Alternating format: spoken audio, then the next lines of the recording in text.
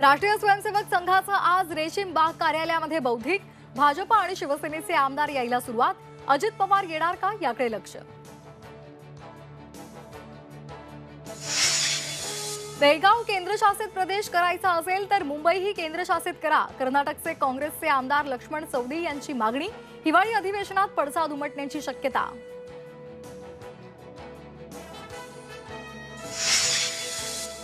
आजच्या हिवाळी अधिवेशनामध्ये बीड परभणी घटनेवर चर्चा। कायदा सुव्यवस्थेसंदर्भात मुख्यमंत्री उत्तर देणार।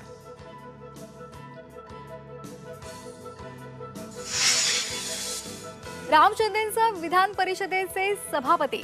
एकच अर्ज सादर झाल्यामुळे निवडणूक बिनविरोध। आज अधिकृत घोषणा होणार।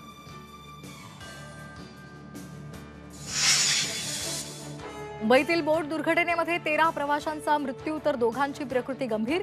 दोघे अद्यापही बेपत्ता। 98 पर्यटकांची सुखरूप सुटका।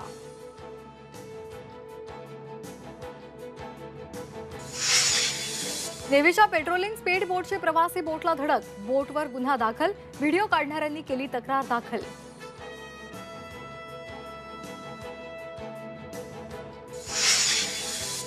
वन नेशन वन इलेक्शन विधेयकासाठी संयुक्त संसदीय समितीची स्थापना। लोकसभेतले 21 आणि राज्यसभेतल्या 10 सदस्यांचा सहभाग।